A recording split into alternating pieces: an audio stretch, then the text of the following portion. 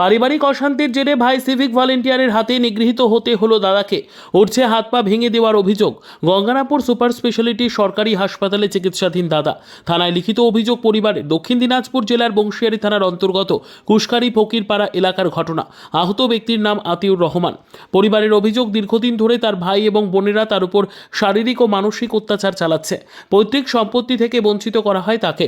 গত বৃহস্পতিবার এই বিষয়ে প্রতিবাদ করলে আতিউর রহমানকে তার ভাই সাফাজুল ইসলাম হুমকি দেয়। সাফাজুল ইসলাম বংশিয়ারি থানার একজন সিভিক ভলেন্টিয়ার হিসেবে কর্মরত রয়েছেন। অভিযোগ, শুক্রবার এই নিয়ে সালিশি সভা করার সময় সাফাজুল ইসলাম ও বাকি ভাই আফাজুল ইসলাম, গিয়াসউদ্দিন আহমেদ ও বোন ইলিয়ারা বেওয়া মিলে আতিউর রহমানের ওপর চড়াও হয়। অমানবিকভাবে লোহার রড দিয়ে মারধর করা হয়। বাড়ির দরজায় তালা ঝুলিয়ে দেওয়া হয়। হামলার ফলে গুরুতর অসুস্থ হয়ে পড়েন আতিউর। পরিবারের লোকেরা প্রথমে তাকে রশিদপুর গ্রামীণ হাসপাতালে নিয়ে গেলে কর্তব্যরত চিকিৎসক শারীরিক পরিস্থিতি বিচার করে আতিউর রহমানকে গঙ্গারামপুর সুপার স্পেশালিটি সরকারি হাসপাতালে রেফার করেন। বর্তমানে সেখানে চিকিৎসাধীন রয়েছেন তিনি। এর পাশাপাশি এই মর্মে আতিউর রহমানের স্ত্রী শামিমা আক্তার বানু বংশিয়ারি থানায় লিখিত অভিযোগ দায়ের করেন। এ বিষয়ে অভিযুক্ত সিভিক ভলেন্টিয়ারের সাথে টেলিফোনে যোগাযোগ করা হলে উনি টেলিফোন রিসিভ করেননি। যদিও আর এক অভিযুক্ত ইলিয়ারা বেওয়া জানান, দিদি কি হয়েছিল কালকে? কালকে হয়েছিল, ও ভাই আসলো, দিদি বলছে, বড় দিদি আসছে বোনের কথা শুনে, তখন আসে বলছে কি তো কেন মারছিল, তোর বোনকে কেন মারছিল? বলছে আমি মারিনি, আমি মারিনি। বলছে কেন মারেনি, মুখে কেন ওর ওরকম? তো ইটাটা তুলে ও মারবে যাচ্ছিল। কাকে কাকে কে ও মারছে? বড় দিদিকে মারতে যাচ্ছিল, এই ভাই আতিউর।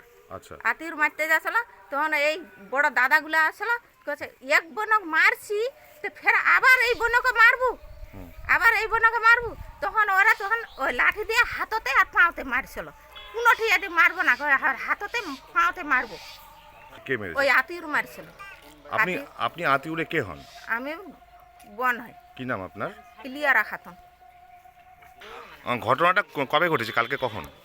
কালকে এটা সন্ধ্যায়, আর এটা পরশু দিন আমাকে এরকম করেছে। আচ্ছা 3 দিন হচ্ছে তো। মারধরের বিষয়টি স্বীকার করে নিয়ে বাদী এবং বিবাদীদের মা জানান, কালটা হয়েছিল আসি আর ওই আলি ওই কিবা সাথে করে নিয়ে এই তো ইলাসপুরের লোকটাকে সাথে করে নিয়ে এসে আনি তখন তা দরজা খুলেছে। দরজা খুলে তো আমার বড়ো মেয়েটা আসি করছে, তুই হারে কেন মারামারি করছি?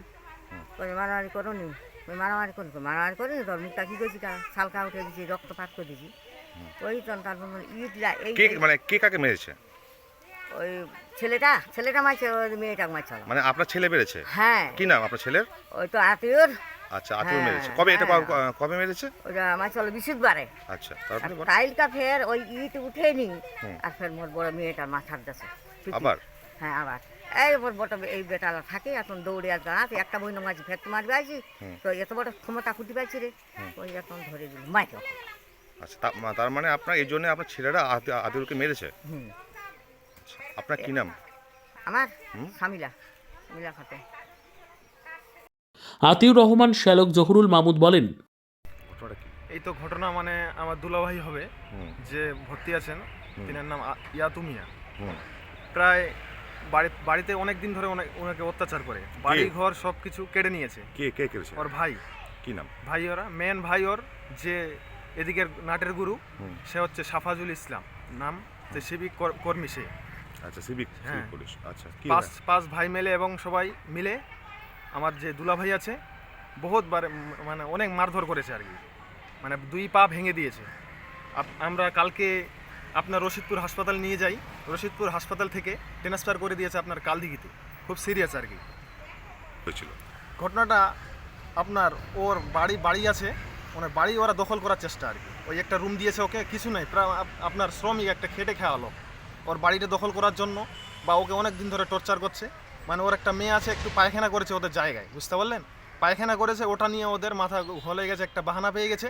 ওই বাহানাটা পেয়ে ওই 2 দিন ধরে প্ল্যান করছে মারার, এবং বাড়ির মেম্বার প্রধান সবাই যায়, কিন্তু মানে ওদের বাড়িতে তালা মেরে দিয়েছে। আমার দুলাভাইয়ের বাড়িতে ওরা সকল ভাই মিলে প্ল্যান করে তালা মেরে দিয়েছে। 2 দিন ধরে বাড়িতে ঢুকতে দেয়নি, বাড়িতে ঢুকতে দিচ্ছে না। তো মেম্বার প্রধান নিয়ে ওদেরকে বলেছে একটু আপনি তালাটা খুলে দিন, আমি যেন বাড়িতে ঢুকতে পারি। কিন্তু যারা যাচ্ছে তালা খুলতে, তাদেরকে বলছে তোমাদের হাত ভেঙে দেবো, হাত ফাটিয়ে দেবো। কে বলছে? ওদের ভাইগুলো। সে বলছে হাত ভেঙে দেবো, ভেঙে দেবো। তো মানুষ তো ভয়তে যেতে পারছে না। তো আবার কালকে মীমাংসার জন্য গিয়েছে আমার দুলাভাই তাদের এখানে, মীমাংসা করে আমি ফয়সালা যা হচ্ছে বা এখানে আমি থাকবো কি থাকবো না সেটা ব্যাপার না, আমি যদি এরকম মীমাংসা হয়ে যায় আমি এখান থেকে চলে যেতে পারি। তো মীমাংসা করার জন্য গিয়েছি, মীমাংসা করতে গিয়ে এমন মেরেছে, মেরে হাসপাতালে পাঠিয়ে দিয়েছে, প্রচুর মেরেছে, হাত পা সব ভেঙে। ব্যুরো রিপোর্ট, উত্তর বাংলা সংবাদ।